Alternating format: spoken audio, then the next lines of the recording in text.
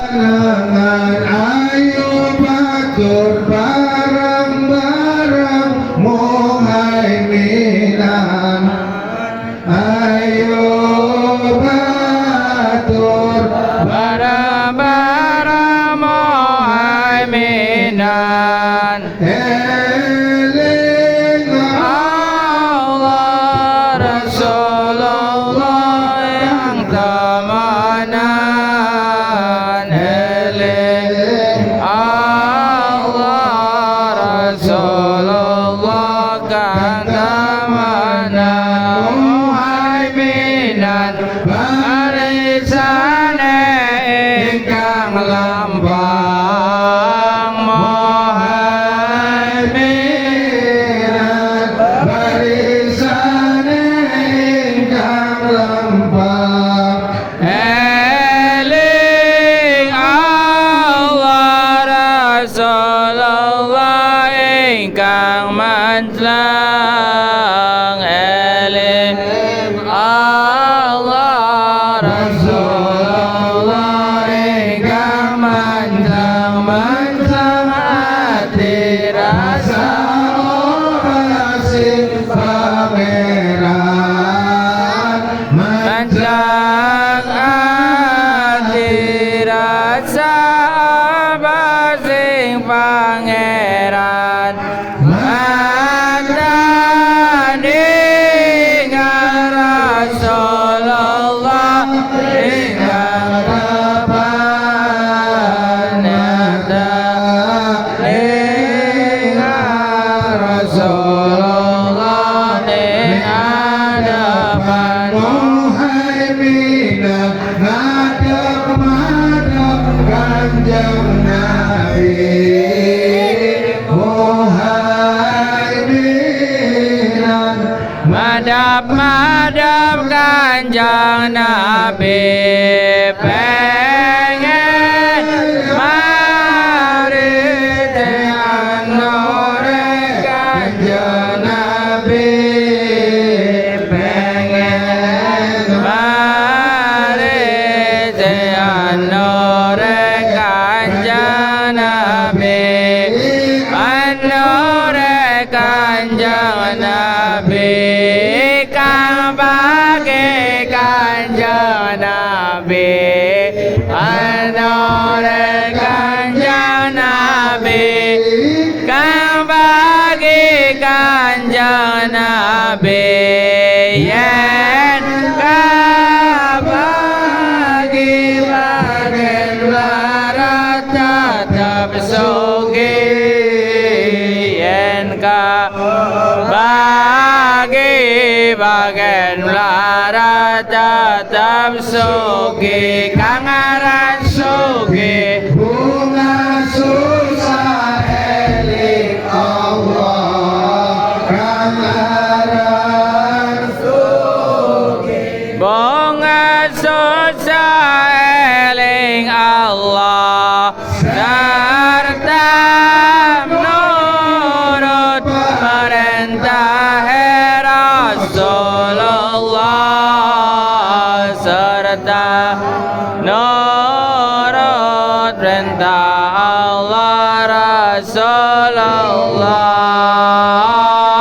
Ya Muhammad ya salam non rahmat. serta salam Kanjeng Nabi serta khalifah Ali Nabi Siti Khadijah. Ya Muhammad ya salam non rahmat. salam Kanjeng Nabi sing adepan.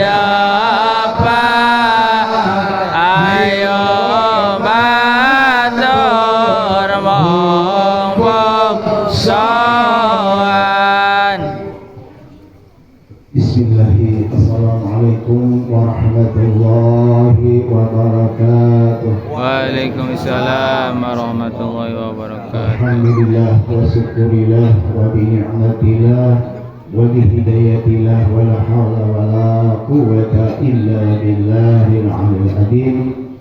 Asyhadu an la ilaha illallah wa asyhadu anna Muhammadar Rasulullah. Allahumma shalli ala sayyidina Muhammadin wa ala alihi wa sahbihi wa sallam wa sallim. Amma ba'd, yang saya hormati, yang dimuliakan Allah, Al-Habib Muhammad Iqbal bin Ismail bin Habib Umar bin Yahya, anak kusin kuring dipihormat para kiai, para asatid, para ulama, para sepuh bin sepuh, RT RW, hadirin ibu bapak sadayana dirahmati Allah Subhanahu wa taala.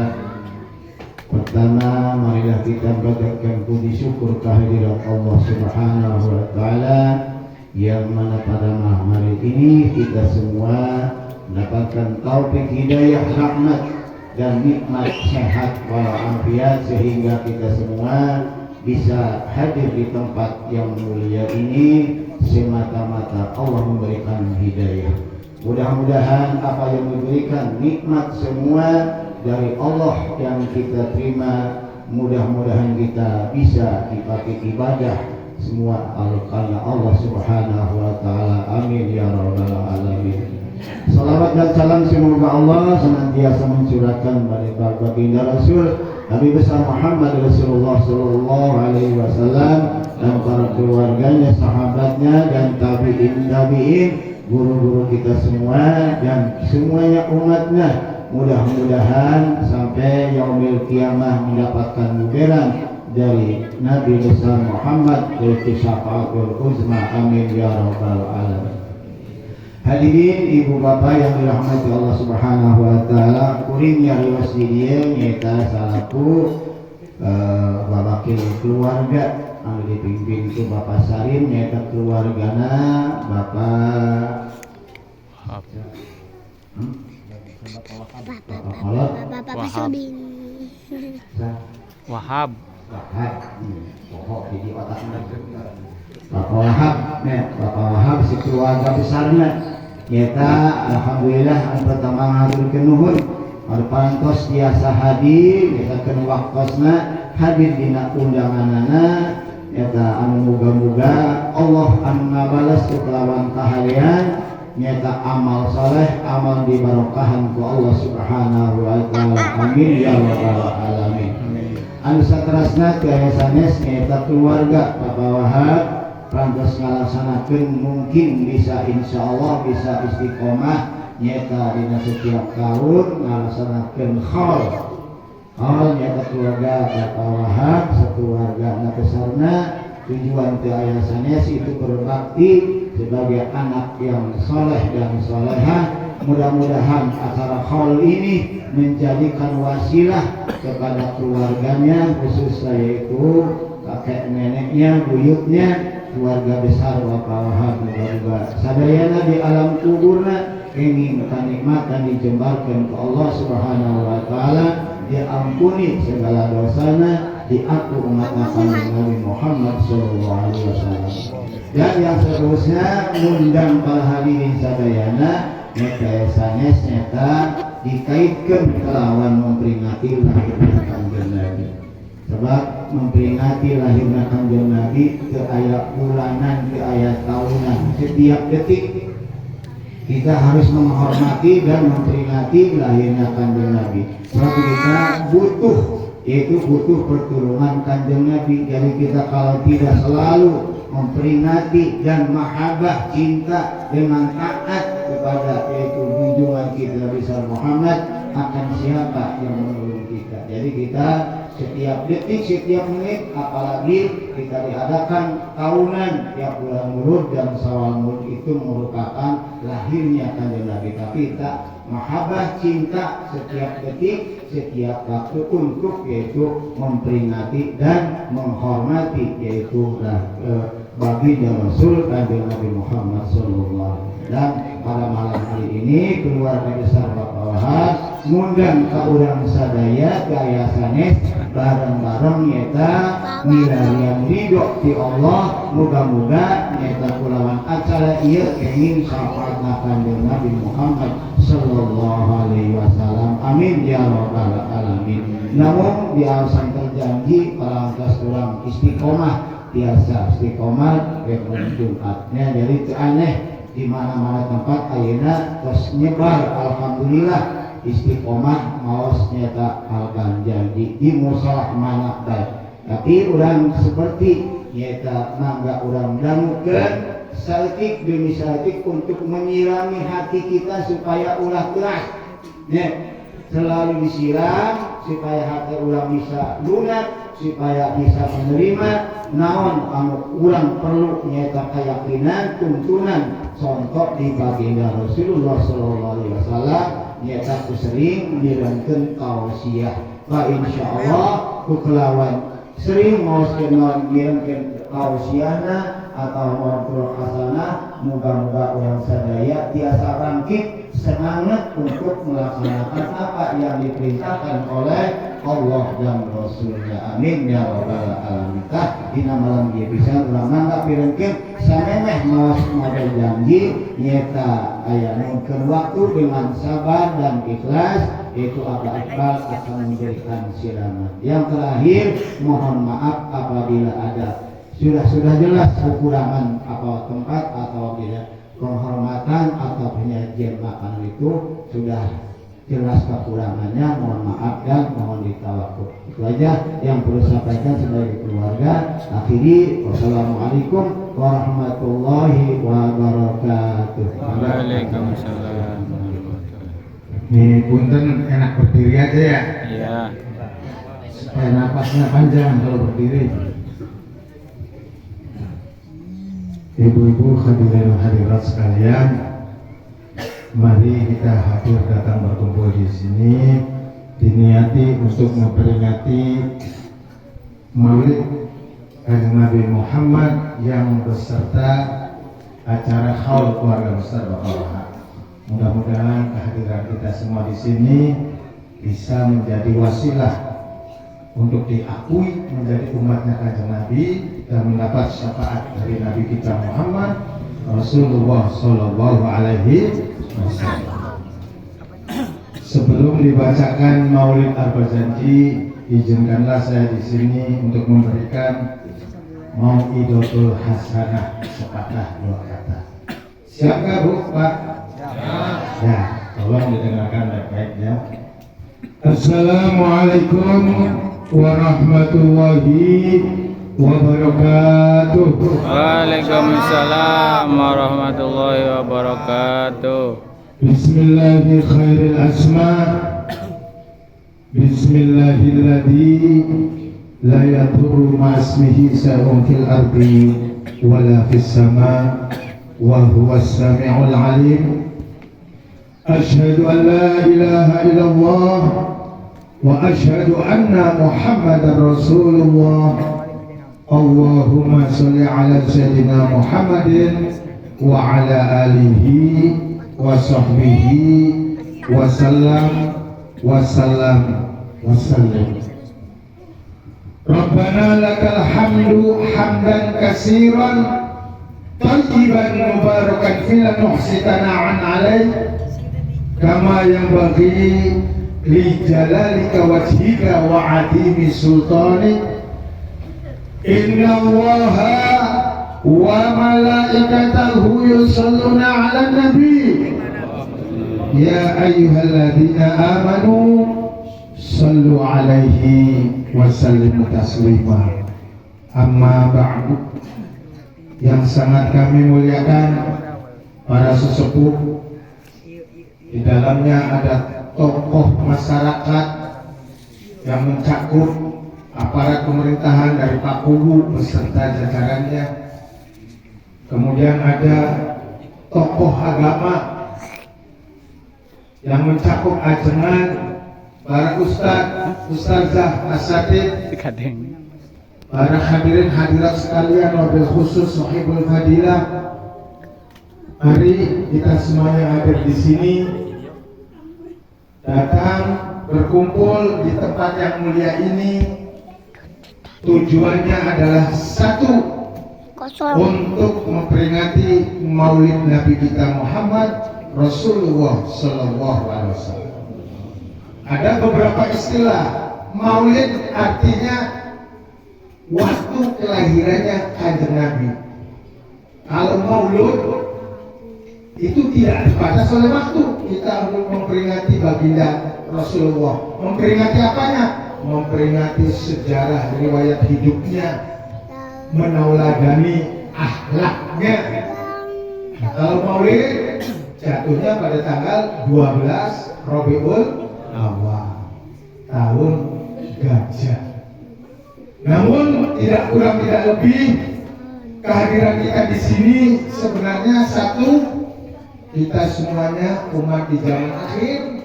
Kalau ingin selamat dunia akhirat selamat, caranya cuma satu dan hanya satu, apa itu?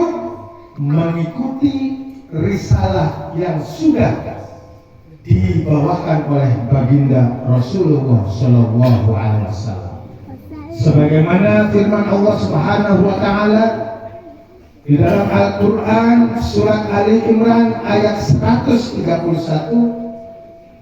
A'udzu billahi minasy syaithanir rajim. Allah. In kuntum tuhibbunallah fattabi'uni yuhibbukumullah wa yaghfir lakum dunubakum wallahu ghafurur rahim. Sadaqallahu.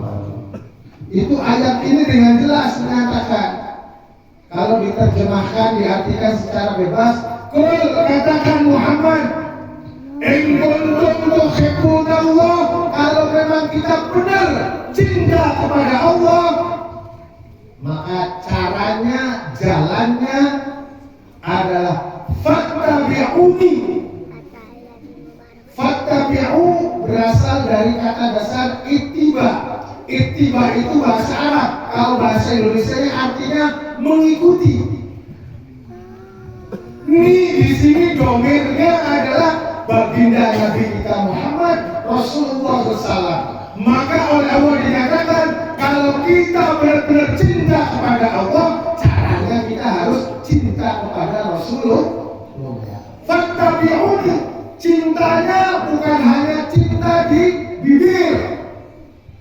Cintanya adalah wa yuhibbu lahum bilisani wa yuhibbu lahum biqalbihi. Cintanya bukan hanya di bibir, di lisan saja, tapi cintanya juga di dalam hati. Maka kita diperintahkan oleh Allah untuk mencintai baginda Rasulullah melebihi cinta pada diri kita sendiri. Kira-kira bisa nggak? Bisa nggak, Bu? Kita diperintahkan oleh Allah suruh cinta kepada baginda Nabi melebihi cinta kepada diri kita sendiri. Karena apa? Karena jalan untuk kita dicintai Allah, kita harus mencintai baginda Nabi. Tidak akan dinamakan cinta kepada Allah kalau kita tidak cinta kepada kanjeng Nabi. Maka para saudara sedulur, hadirnya kita semua di sini di dalam rangka supaya kita bisa dicintai oleh Allah melalui menumbuhkan rasa cinta kita kepada baginda Rasulullah Sallallahu Alaihi Wasallam. Mengapa kita disuruh cinta kepada baginda Nabi?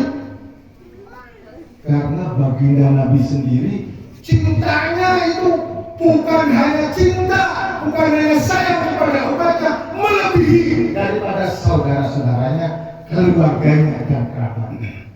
Maka wajar kita umatnya kanjeng Nabi diperintahkan untuk mencintai kanjeng Nabi melebihi cinta kepada diri kita sendiri. Maka baik belakangnya nih Pak Bu, bobotnya kanjeng Nabi Bogoh enggak? Kan diam saja. Bogoh enggak? Oh. Kumaha carana bogoh? Anaon buktina? Harus ada bukti, jangan hanya di mulut. Kalau dalam syair, Imam Ghazali itu pernah mengatakan ciri orang yang cinta siang terkenang-kenang, malam terbayang-bayang. Salah satu ciri orang yang cinta. Di dalam kitab Ihya Ulumuddin dijelaskan salah satu ciri utama orang yang cinta adalah sering menyebut-nyebut namanya yang dicintai. Kalau kita cinta kepada kanjeng Nabi, berarti kita harus sering menyebut-nyebut nama baginda Nabi. Itu yang dinamakan sholat. Contoh cinta seorang pemuda kepada orang pemudi. Kalau ibu-ibu, bapak-bapak pernah lihat gunung kan kudaki, lautan kan kuseberang, asal demi sisiti. Betul nggak? Ya, itu bukti cinta pemuda kepada pemudi. Apapun hambatannya, apapun rintangannya akan dilalui. Maka kita pun buktikan kalau kita benar-benar cinta kepada baginda Nabi, apa yang dikatakan oleh baginda Nabi, apa yang diperbuat oleh baginda Nabi, kita harus ikuti. Fattabi'uni, ikutilah apa yang sudah diajarkan oleh kanjeng Nabi. Balasannya apa kalau kita mengikuti kanjeng Nabi? Yuhibbukumullah, maka Allah akan mencintai kita. Bukan hanya itu, wa yaghfir lakum, dosa-dosa kita akan diampuni oleh Allah. Kita punya dosa enggak, Pak Bu? Punya dosa enggak? Banyak apa sedikit? Banyak. Besar apa kecil? Besar. Apalagi kita hidup di zaman inginnya kita selamat hidupnya di akhirat. Dunia akhirat selamat, hayatnya selamat. Sayang. Syarat pertama orang yang ingin selamat adalah dosa-dosanya mendapat ampunan dari Allah Subhanahu wa Ta'ala. Nah, kalau kita merasa kita banyak dosa, maka salah satu caranya dengan mengikuti baginda Rasulullah SAW akan digantikan oleh Allah, dosa-dosa kita akan Ampun. Dosa kita terletak di mana nih tubuh kita? Bu, kita tahu nggak bentuk dosa kelihatan nggak? Lah kata Nabi, dosa-dosa itu pada badan manusia Allah tempatkan di dahi dan di punggung. Di dahi dan di punggung. Nah, dahi teh sundana karang. Tarang. Punggung Tak. Maka supaya dosa-dosa kita mendapat ampunan, kita diberi kewajiban sholat fardu yang lima waktu. Karena apa? Orang yang sholat, di dalam sholat ada ruku. Maka ketika orang itu ruku, dosa-dosa yang ada di kakaknya, di punggungnya ini jatuh berguguran. Di dalam sholat ada sujud, maka orang yang sujud, dosa-dosa yang terletak di tarang di dahinya jatuh berguguran. Maka itulah fungsi kita diwajibkan sholat fardu yang 5 waktu. Maka kalau rukun Islam ada berapa, Bu? 5. Rukun Islam ya sudah 5. 5. Hiji Syahadat. Ibarat jari ini, jempol syahadat, telunjuk Salat. jari tengah zakat, jari manis puasa, kelingking 5 haji. haji. Ini adalah rukun Islam. Orang yang ingin selamat dunia akhirat harus mampu menjalankan rukun Islam seperti jari dalam satu tangan. Kalau Abah Iqbal umpamakan ini adalah agama Islam, air mineral, dia bisa memegang dengan teguh. Tuh. Jarinya 5 memegang air mineral. Kebawa nggak nih? Kepegang nggak? Pegang. Itu. Sekarang bertanya. Ini tadi ada orang Islam kelingking apa kelingking? Haji. Haji. Ada orang Islam belum bisa pergi haji, tidak bisa pergi haji, masih dianggap orang Islam belum? Masih. Kenapa masih? Karena orang yang pergi haji hanya untuk orang yang manistata'a ilaihi sabila, orang yang Mampu. Maka berarti orang tersebut masih tidak jadi umat Islam karena masih punya jarinya 4. Kelingking belum ada, jarinya ada 4. Jari keempat masih bisa memegang nggak? Masih. Pegang, tuh masih. Contoh, ada orang Islam belum bisa pergi haji, belum boleh puasa. Semua puasa bagi orang yang haid nggak boleh, bagi orang yang nifas melahirkan nggak boleh. Ada keringanan bagi orang yang sudah tua, usia lanjut, boleh diganti puasanya dengan fidyah. Bagi orang musafir, orang yang sakit harus dikodok, boleh ditinggal puasanya, tapi harus dikodok. Artinya apa? Masih masuk orang Islam bukan? Masih. Berarti jarinya cuma tinggal ada di 3. 3. Masih bisa megang nggak? Masih. Masih bisa megang nggak? Masih. Ada orang Islam haji belum, puasa enggak, zakat tidak, masih dinamakan orang Islam bukan? Masih. Orang fakir miskin nggak wajib zakat, karena zakat hanya wajib bagi orang yang mampu, yang sudah sampai ukuran wajib zakat 1 nisab. Artinya apa? Dari 5 jari itu hanya tinggal 2. 2. Masih bisa pegang agama nggak? Masih. Sekarang sholat. Sholat tadi apa? Contohnya sholat. Belum. Telunjuk. Haji belum. Puasa ogah. Zakat apalagi. Sholat ditinggal. Jarinya tinggal berapa? 1. Bisa pegang agama nggak 1 jari? Enggak. Tuh bahayanya tuh Bu. Ya. Salah satu kalau kita ingin selamat dunia akhirat, jangan tinggal sholat fardu yang 5 waktu. Karena apa? Karena hanya tinggal 1 jari. Mana mungkin dengan jempol saja kita bisa ngangkat air berat, bisa jatuh. Makanya kata Nabi, as-sholatu imadun. Sholat itu tiang agama. Siapa yang menegakkannya berarti akan mendirikan agama, agamanya tegak. Siapa yang meninggalkannya berarti akan beruntungkan. Abah Iqbal akan jelaskan bahayanya orang yang meninggalkan sholat fardu yang 5 waktu. Muridnya Pak Umar khususnya menjadikan sholat fardu yang 5 waktu merupakan bagian pertama dari dasar-dasar thariqah syahadat sholawat. Yang ingin aku jadi muridnya Pak Umar, jangan sekali-kali meninggalkan sholat fardu yang 5 waktu, karena itu aturan utama dari thariqah syahadat sholawat. Nggak boleh meninggalkan sholat fardu yang 5 waktu. Maka beliau sempat membuat nadhor. Ingin tahu nggak nadhornya? Ingin. Ayo kita hafalkan bareng-bareng. Wong kang tinggal sholat fardu ya cilaka.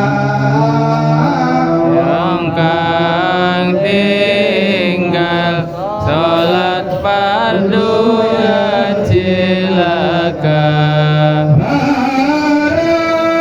Barang-barang karo Fir'aun ning neraka. Barang-barang karo Fir'aun ing neraka.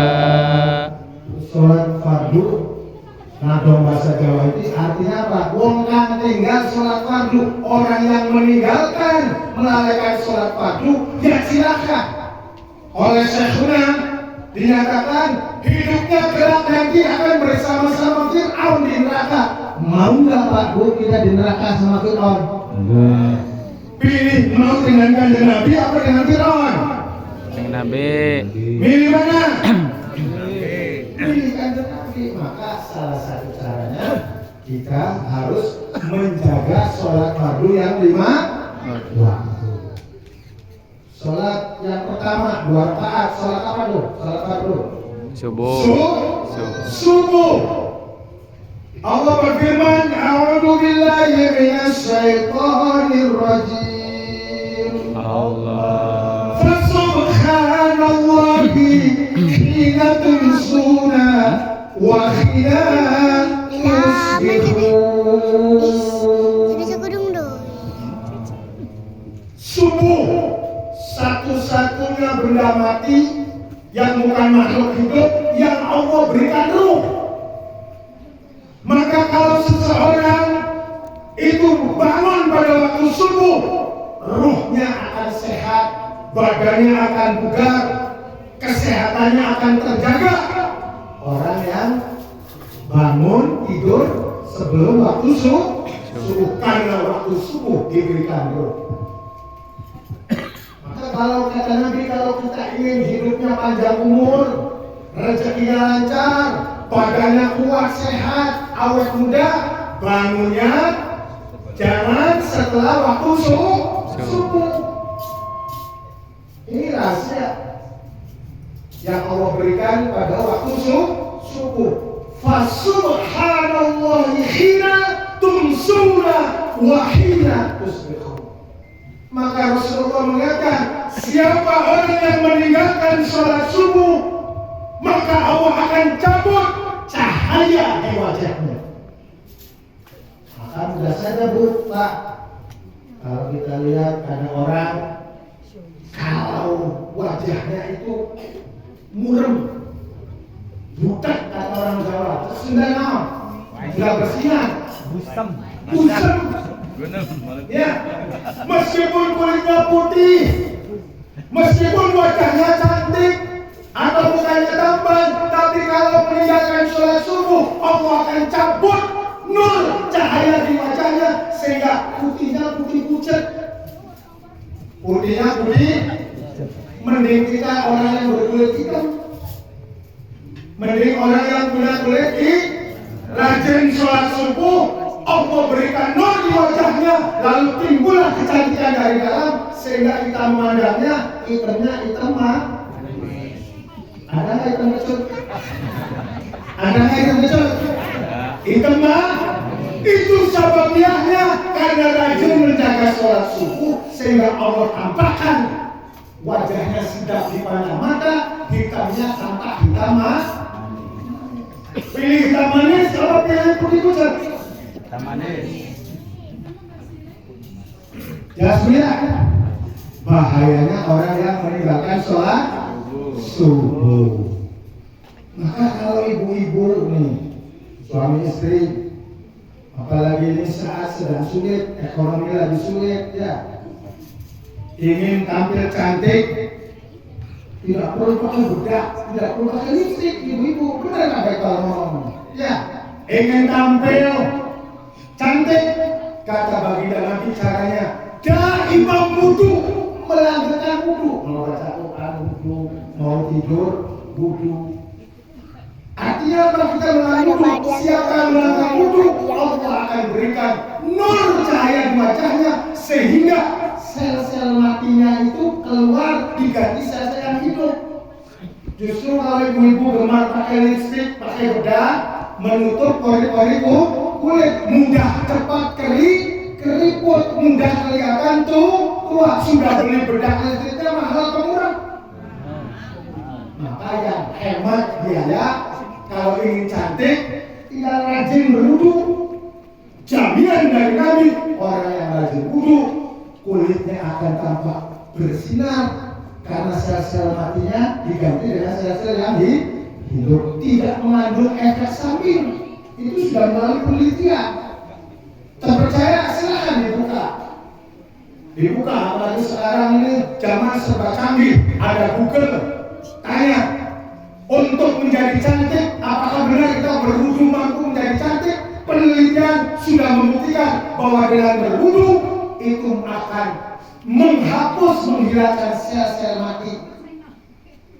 Beda dengan kalau kita pakai lipstick, pakai bedak, sudah harganya mahal, tidak percaya diri, betul nggak Bu? Ya, menambah beban pengeluaran suap. Jelas Bu ya? Jadi ingin tampil cantik, caranya mudah, hemat praktis adalah dengan daimam wudu, melanggengkan wudu. Mau tidur, wudu. Maka itulah bahayanya kalau kita meninggalkan sholat subuh, Allah akan cabut nur di wajah. Mudah-mudahan kita semuanya hadir di sini bisa tetap istiqomah menjaga sholat subuh. Terus apa sudah? Terserah. Terus apa sudah? Terus. Habis sholat subuh sholat apa? Duhur. Fasubhanallahi hina tumsuna wa hina tusbihun wa lahul hamdu fis samawati wal ardi wa asyaw wa hina tudhirun. Allah. Syekhuna mengabarkan bahwa murid-muridnya silahkan kalau pada waktu pagi, siang, sore untuk berusaha dalam nadon awan makaya bengi munajat aja kaliwat. Maka orang-orang yang ketika berusaha di siang hari meninggalkan sholat duhur, rezekinya akan dicabut barokahnya oleh Allah Subhanahu wa Ta'ala. Pentingnya kita cari rezeki itu adalah yang diambil barokahnya. Pentingnya kita berguru kepada guru adalah diambil di samping ilmunya, ilmu yang barokah itu adalah ilmu yang manfaat. Kalau ilmu tidak ada barokahnya, ilmunya tidak bermanfaat. Maka rezeki yang diambil barokahnya itu hanya berlaku bagi orang-orang yang meninggalkan sholat duhur. Maka kita harus bisa menjaga agar rezeki kita senantiasa mendapatkan barokah. Kita harus bisa menjaga sholat duhur. Terus Bu. Terus sudah. Terus. Habis sholat duhur, Asar. Allah jelaskan di dalam Al-Quranul Karim, hafidus sholat, sholatil wusta. Jagalah sholatmu, terutama sholat wusta. Menurut para ahli tafsir, sholat wusta itu nama lain dari sholat asar. Maka Allah mewanti-wanti kepada hambanya agar betul-betul menjaga sholat asar, karena sholat asar pembeda. Orang yang melakukannya berarti orang mukmin, dan orang yang meninggalkannya berarti orang munafik. Maka kalau kita kata Nabi, kita sholat subuh dijalankan, sholat duhur dijalankan, sholat maghrib dijalankan, sholat isya dijalankan, asar kelewat dianggap tidak menjalankan sholat. Itulah pentingnya kita menjaga sholat asar, karena sholat asar, siapa yang meninggalkan sholat asar, Allah akan cabut semangat ibadahnya untuk kepada Allah Subhanahu wa Ta'ala. Apa cirinya orang yang kehilangan semangat ibadah? Baca aurat rutin, ngantuk. Hadir mendengarkan majelis ilmu, ngantuk. Tapi kalau lihat tontonan, sandiwara, organ, caan, semangat. Nah, itu ciri-ciri orang yang meninggalkan sholat asar. Maka jika ibadahnya dicabut semangatnya. Enggak mau. Maka kalau kita ingin tetap semangat ibadah kepada Allah, kita harus menjaga sholat Asar. Sudah apa terus nih? Cukup. Terus. Lanjut. Maghrib dan acan. Maghrib. Udah tahu belum nih? Baik Pak, jelaskan begini, udah tahu belum? Belum. Masa? Ya.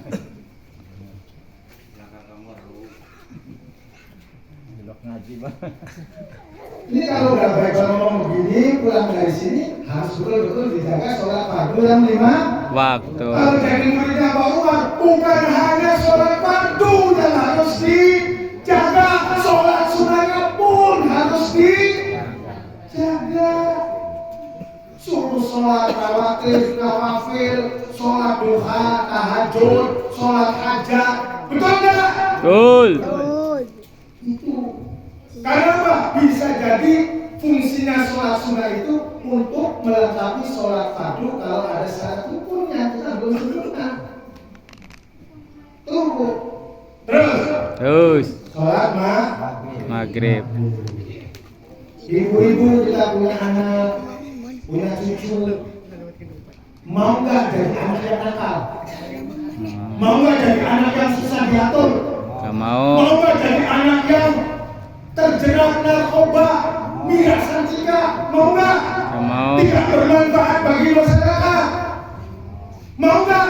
Gak mau. Maka kalau kita tidak ingin keturunan kita menjadi orang yang tidak bermanfaat bagi masyarakat, kata Nabi, hafidus sholatil maghrib, jagalah sholat maghrib, karena orang yang meninggalkan sholat maghrib akan dikaruniai oleh Allah anak-anak yang nakal dan durhaka.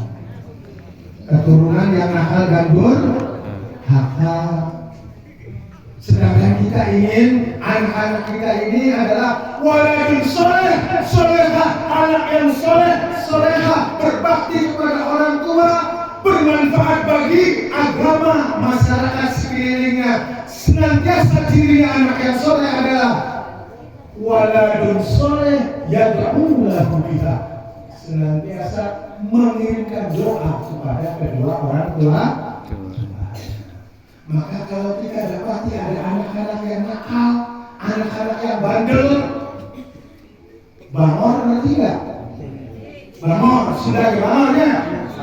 Itu berarti orang tuanya meninggalkan sholat maghrib. Harus introspeksi. Kalau kita punya anak kita bandel, anak kita bodoh, anak kita sulit diatur, berarti kita harus introspeksi. Pernahkah? Apa katanya semenjak ibu akil balik, bapak-bapak ini akil balik sampai sekarang usianya masih hidup, pernah nggak menjalankan sholat fardu yang lima waktu? Pernah. Berapa kali? Sering. Bu, berapa kali? Banyak apa sedikit? Banyak. Sedangkan amal kita yang pertama kali dihisab adalah sholat. Kalau sholat kita beres, nanti di yaumul hisab sholat kita diperiksa, sholatnya benar, syahadatnya, zakatnya, puasanya, hajinya, meskipun belum beres, meskipun belum benar, dianggap benar. Karena apa? Salah satu pokok amal kita diterima oleh Allah adalah sholat.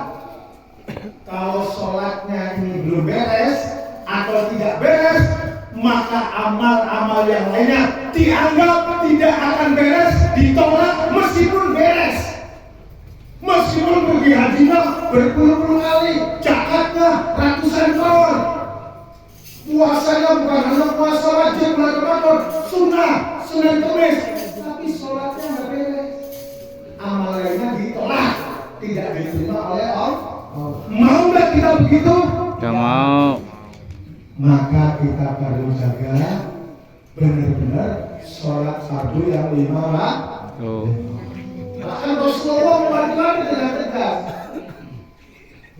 Man taraka sholata muta'ammidan, barang siapa yang meninggalkan sholat fardu dengan sengaja, faqad kafara jahara, orang tersebut kufur yang nyata. Harus ada lagi, Bu. Ya, maka kalau kita lupa selama hidup kita pernah meninggalkan sholat fardu yang 5 waktu, kita harus qodok. Caranya harus qodok. Gimana baca qodok? Kita sholat fardu, misalnya sholat isya, habis sholat isya kita qodok sholat isya. Terus sebanyak jumlah waktu sholat yang ditinggalkan. Berapa kali yang ditinggalkan, Pak? Banyak. Kehitung nggak? Enggak. Itu salah satu caranya dengan nikah. Ada lagi cara yang kedua, pemutihan. Tahu nggak pemutihan? Supaya sholat kita dianggap beres, Allah beri waktu pemutihan. Pemutihan khusus untuk sholat, namanya sholat kafarat. Waktunya cuma sehari. Kapan itu waktu untuk menjalankan sholat kafarat? Tatkala kita masuk di bulan suci Ramadan, memasuki minggu keempat, hari Jumat yang terakhir. Paham nggak nih? Paham. Satu bulan ada berapa? 4 minggu. 4 minggu. Jumatnya kan berarti hari Jumat ada 4. Ini kita waktu sholatnya, sholat kafarat pada hari Jumat terakhir di bulan suci Ramadan. Itu Allah beri kesempatan pemutihan. Siapa yang sholat kafarat di hari Jumat terakhir bulan Ramadan, waktunya dimulai dari masuk malam Jumat sampai menjelang hari Jumat sebelum ba'da asar. Waktunya cuma begitu. Malam Jumat sampai sebelum ba'da asar. Seorang sholat kafarat, maka kata baginda Nabi, orang yang menjalankan salat sunat kafarat mampu nilainya setara dengan mengqadha sholat fardu yang ditinggalkan selama 1000 tahun. Umur kita adalah 1000 tahun. Rata-rata berapa umur kita? 70. Ya 100. Maka sahabat Abu Bakar bertanya, ya Rasulullah, bukankah rata-rata umur manusia paling 60? Nabi sendiri usianya 63 tahun, harus 100. Sisanya untuk siapa ya Rasulullah? Kalau umurnya 100 berarti masih ada 800 dari. Kata Nabi, sisanya untuk istrinya. Kalau dia punya istri, masih bersisa untuk anaknya, masih bersisa untuk kerabatnya, masih bersisa untuk tetangga-tetangganya. Kalau satu rumah suami istri anak keluarga menjalankan sholat kafarat, itu bisa mampu untuk mengqadha masyarakat sekelilingnya yang pernah tinggal sholat. Pilih mana Pak Bu? Pilih kodok yang sholat satu persatu, apa pilih menunggu waktu Ramadan?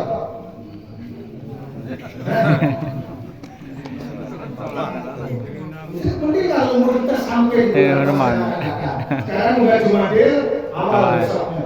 Habis Jumadil awal, Jumadil akhir. Rajab, puas. 5 bulan lagi. Mudah-mudahan umur kita di kalender nanti dikasih tanda Jumat terakhir. Jangan sampai kelewat. Kita melaksanakan sholat sunat kafarat untuk mengqadha sholat kita yang pernah disinggal. Mending kalau kita ninggal sholatnya tahu berapa kali. Ini dari akhir balik sampai sekarang terus mohon saking sebenarnya harus ditinggalkan. Benar nggak? Betul. Maka baiklah ingatkan kalau masih ada umur ibadah, nanti nih 5 bulan yang akan datang masuk bulan puasa, Jumat terakhir ditandai. Silakan sholat sendiri boleh, berjamaah boleh. Apa Iqbal di majelis taklim masyarakat di Panguragan senantiasa melaksanakan sholat sunat kafarat tiap malam Jumat terakhir. Yang tahu jangan aja, tinggal jadi makmum di belakang. Bacaannya makanya nanti tinggal mengikuti. Jelas sudah hadirin hadirin sekalian. Terakhir, tinggal sholat apa yang belum dibahas? Mau dibahas apa enggak? Kemana? Terakhir ini ya. Kemana? Udah habis berapa ya?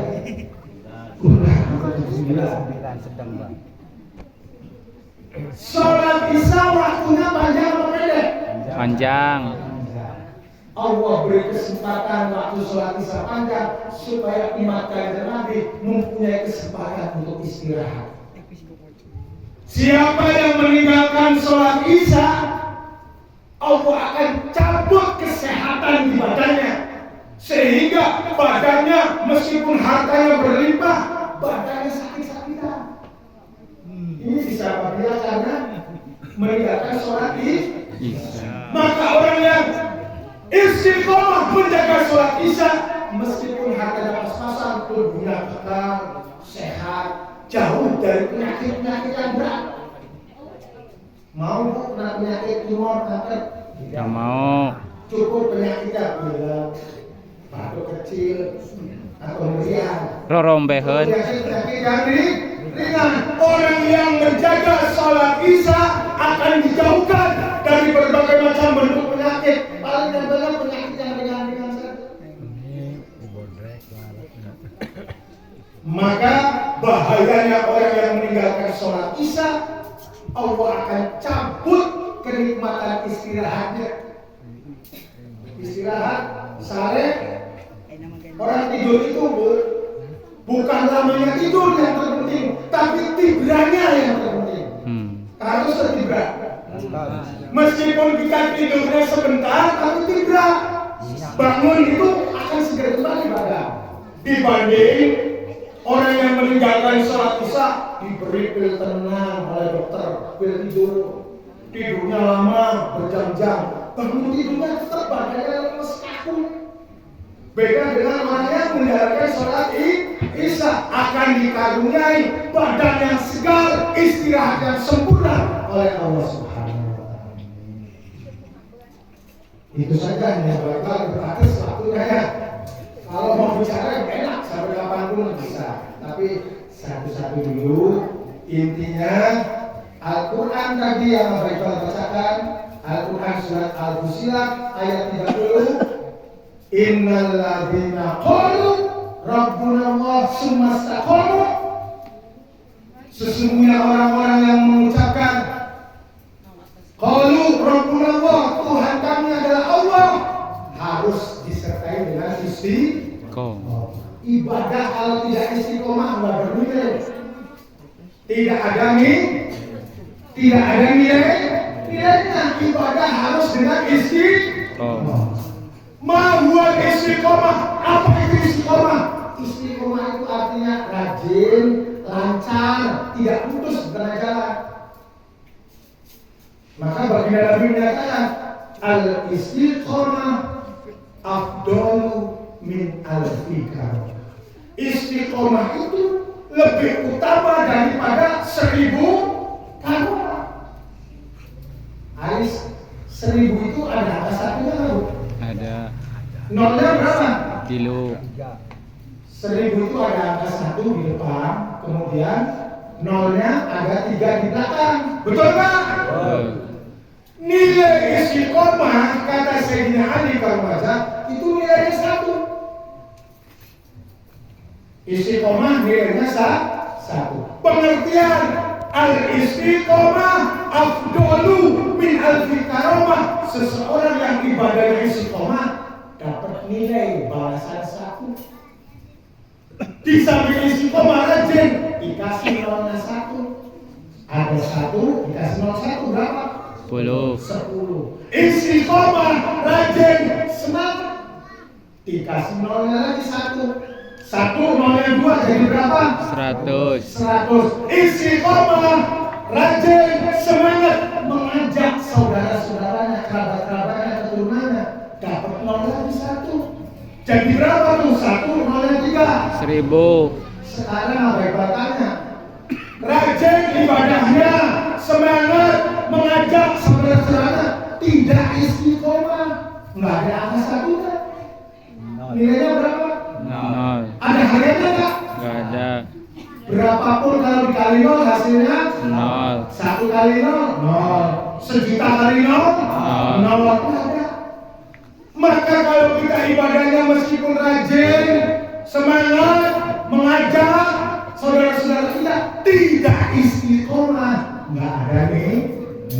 Karena 1000 itu ada angka 1-nya. Istiqomah nilainya 1. Maka Allah berfirman tadi, innal ladzina qalu rabbuna Allah, harus diiringi dengan sumastaqam. Kemudian beristiqomah. Ini pentingnya Bu, kita memperingati Maulid Nabi, bukan hanya hadir memperingati Maulid Nabi, tetapi belajar bagaimana ibadah kita supaya bisa istiqomah. Terakhir kesimpulan kata Nabi, al-istiqomah thariqatus salam. Istiqomah itu jalan menuju keselamatan dunia akhirat selamat. Mudah-mudahan kita semua yang hadir di sini diparingi orang yang bisa istiqomah, ibadahnya bisa rajin semangat, sehingga kita semuanya bisa menjadi bekalnya cukup, bekal amal solehnya cukup yang menjadi keselamatan kita dunia akhirat selamat. Itu saja yang bisa kita sampaikan. Mudah-mudahan kurang lebihnya bisa bermanfaat bagi kita semuanya. Aqulu qawli lakum wastaghfiruhu innahu ghafurur rahim. Billahi taufiq wal hidayah. Wassalamualaikum warahmatullahi wabarakatuh. Kita akhiri dengan baca Maulid Al-Bar Janji. A'udzu billahi